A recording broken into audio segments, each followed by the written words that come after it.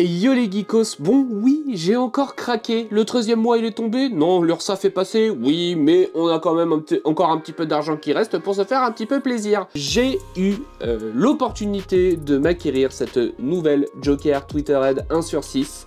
C'est une pièce que j'ai beaucoup regardée, j'ai longtemps hésité à la prendre parce que je me disais, une pièce comme ça, à ce prix-là, ça sent la douille. Je l'ai maintenant depuis environ une semaine, je l'ai regardée sous tous les angles, je la connais quasiment par cœur et je vais pouvoir vous en parler. Je préfère maintenant vous présenter une pièce et attendre de m'être habitué à la pièce pour la présenter, comme ça je peux vraiment avoir, il y a vraiment plein de petits détails des fois qu'on peut un peu louper. Donc du coup, la Joker Twitterhead, c'est une des dingueries qui est un petit peu sortie de nulle part, qu'on avait vu à une... Je crois que ça avait été annoncé à une Comic Con, un truc comme ça, et je m'étais tout de suite dit, wow, dinguerie. Comme vous pouvez le voir, ça représente le Joker sur son trône. C'est d'ailleurs la seule marque à avoir fait un Joker sur son trône. Ça, c'est une vibes qui se fait depuis un certain temps, de faire tous les personnages sur des trônes. On a eu Batman, on a eu le Batman Kiri, on a du côté de chez Marvel surtout, il y a beaucoup de bonhommes assis sur des trônes.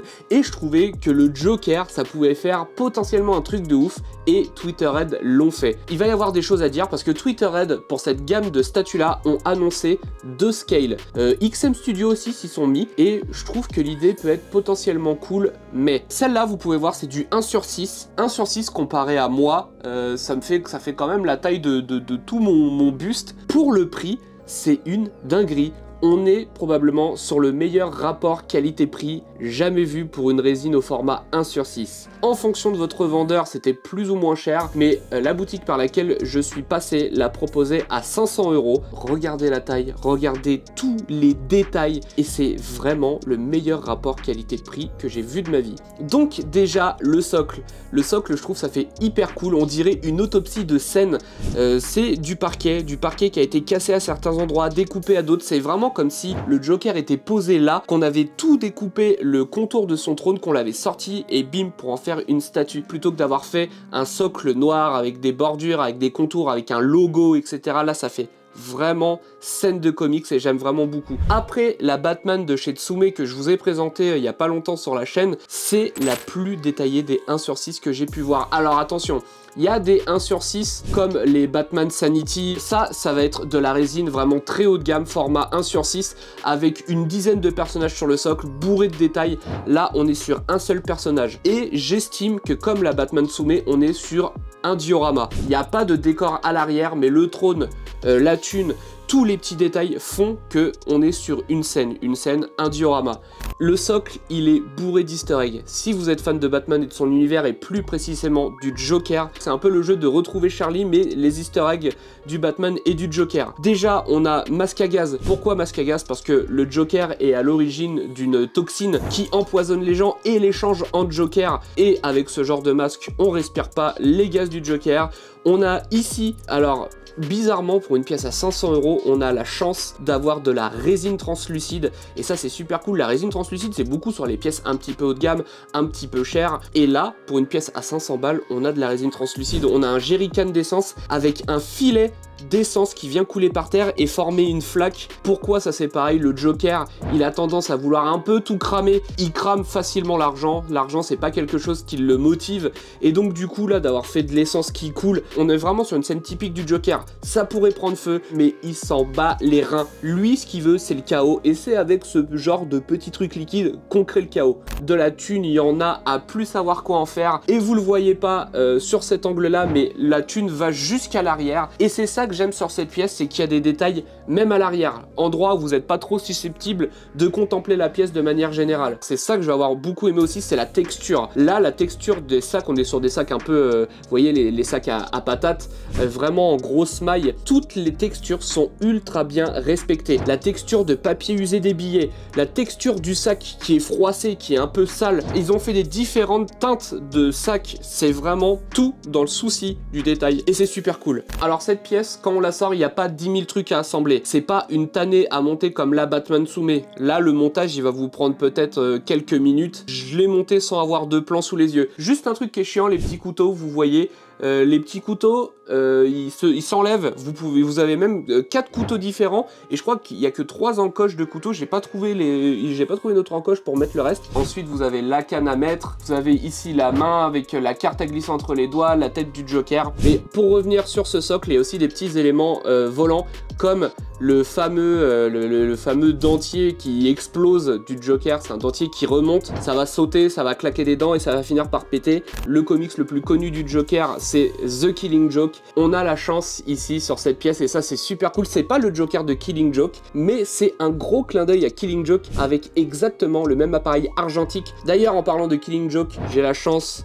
de m'être acheté le buste taille réelle de Killing Joke de Penguin Toys, un buste avec des bras où il est vraiment en train de prendre la pose comme sur la cover du comics de Killing Joke, et ce sera en présentation sur cette chaîne YouTube et je suis super pressé de l'avoir. Ensuite, les photos prises par l'appareil photo, alors c'est peut-être un petit peu chipoté, c'est des photos juste noires, ça aurait été sympa de mettre des petites images dedans et pourquoi pas des images de Barbara Gordon ou Jim Gordon pour encore une fois faire une corrélation avec le comics de The Killing Joke, mais c'est du détail, c'est vraiment chipoté. On va commencer à monter sur ce siège. Le siège en lui-même, c'est pareil, c'est le genre de siège qu'on aurait pu voir dans, par exemple, la trilogie de jeux de Batman où il y a ce genre de gros siège. Joker, c'est le roi du crime, c'est le Clown of Crime, et du coup, de l'avoir représenté comme ça sur un siège, c'est lui qui roule sur Gotham, sur la monnaie de Gotham et tout, je trouve ça vraiment stylé. Ensuite, tout en haut, on a le masque du Batman et il a réussi à mettre ça en mode trophée comme ceux qui chassent et qui accrochent des têtes de sanglier ou ce genre d'horreur sur les murs. Là, sur cette statue, on imagine qu'il a réussi à vaincre Batman, donc du coup, il a son petit trophée en haut. Ensuite ici, le pied de biche, la crowbar, c'est si vous êtes connaisseur de l'univers de Batman, le Joker a tué le deuxième Robin, Jason Todd, et a utilisé pour ça un pied de biche. Le pied de biche est juste ici, c'est vraiment une putain d'idée. Les couteaux,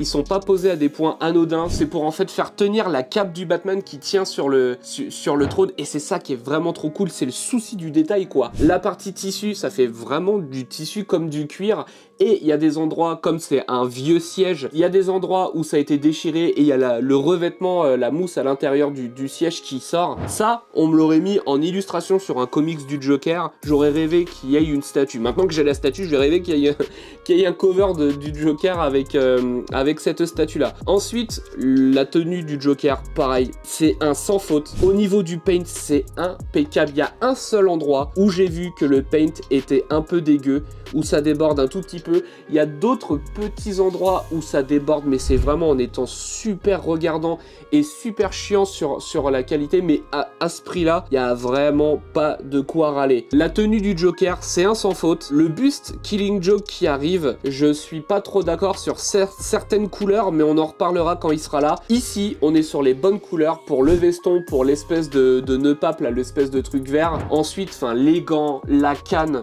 c'est un total sans faute. Et le HS, c'est vraiment le clou du spectacle. Alors c'est là que je regrette de ne pas avoir pris l'édition avec les deux HS. Il a vraiment son grand sourire ultra tiré, il a les sourcils froncés. Là, on sent vraiment qu'il est dans une pose où il vient de gagner une bataille. C'est ça que j'aime beaucoup sur cette pièce, en fait. C'est une pièce qui est généreuse parce qu'elle vous offre beaucoup pour pas super cher. Encore une fois, pas super cher, tout est relatif. J'entends que 500 €, c'est une énorme somme. Dans notre milieu, qui est la collection, 500 € pour une pièce de cette envergure. Maintenant, 500 €, vous avez à peine une Hot Toys. Là, on est sur une pièce en résine, format 1/6, environ un peu plus de 50 cm. Alors, 1/6, je suis pas tout à fait d'accord avec ça. Jusqu'à maintenant, elle était à côté de ma Batman Sume et la pièce est légèrement plus grande que la Batman Sume. C'est pas vraiment du 1/6, c'est pas vraiment du 1/5, c'est un espèce d'entre-deux assez bâtard. Le personnage, on voit clairement que niveau proportionnel, il est largement plus grand que Batman, et ça me dérange un peu. À la base, je comptais les exposer ensemble jusqu'à recevoir la Tsume Joker. Du coup, ça va changer, j'ai racheté des meubles, je vais la mettre autre part, et je vais continuer mon petit bout de chemin avec les statues format 1/6, parce que,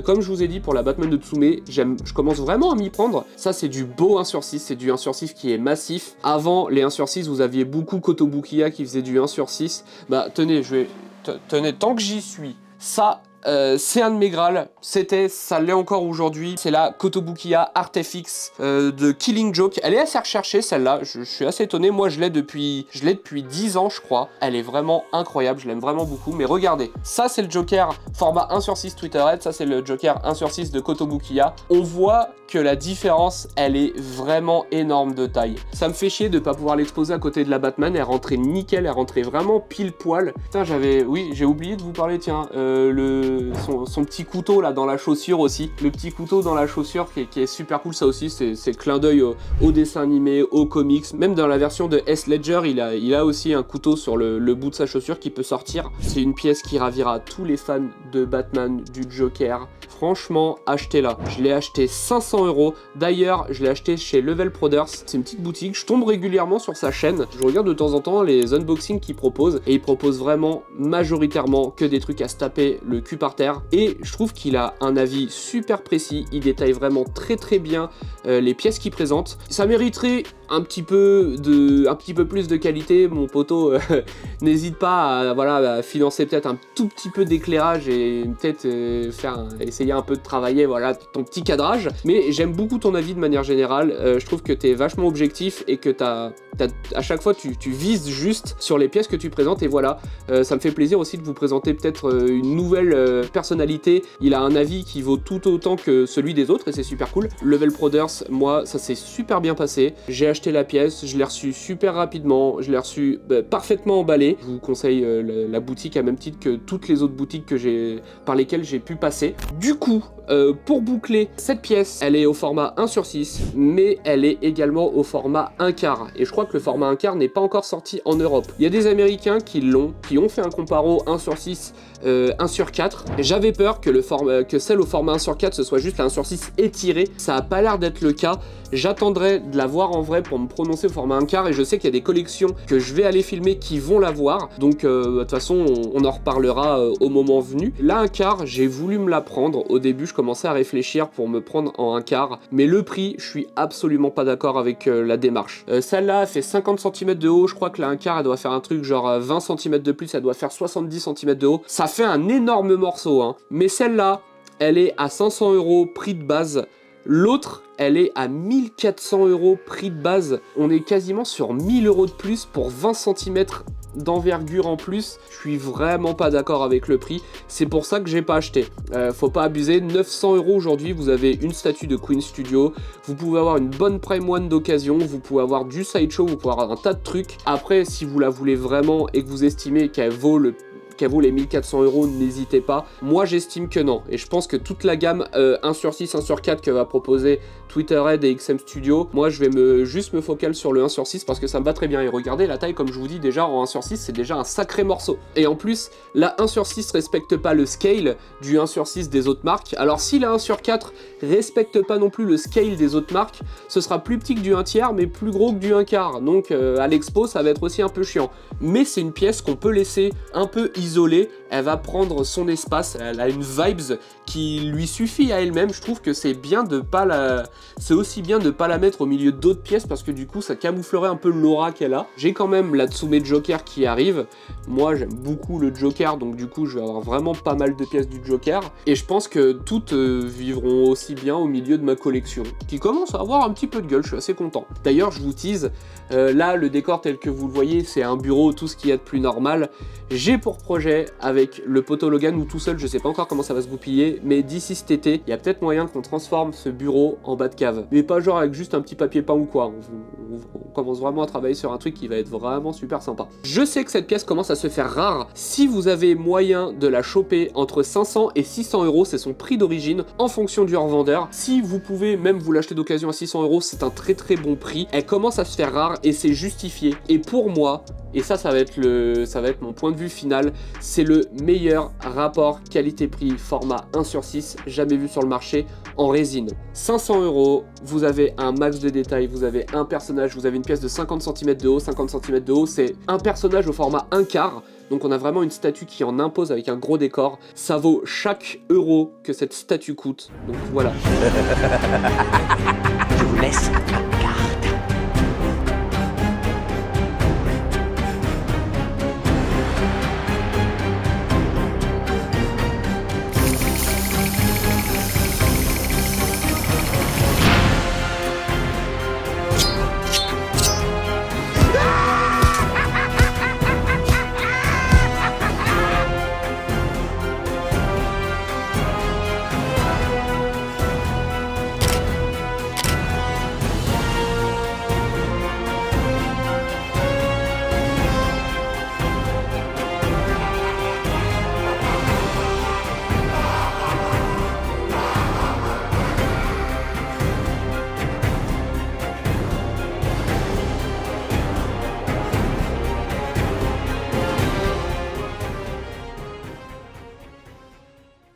Voilà, j'espère que cette petite présentation vous a plu. Comme d'hab, n'hésitez pas à liker, commenter, à me dire ce que vous avez pensé de la vidéo et de cette pièce. Et si vous l'avez acheté aussi, n'hésitez pas à me dire en commentaire ce que vous avez à la préco qui va arriver prochainement. Moi j'aime bien savoir vos petits achats. Et comme ça, quand j'en vois qu'il y en a certains qui sont un peu furieux sur les précos, je vais les contacter en mode de, tu veux que je vienne filmer ta collection?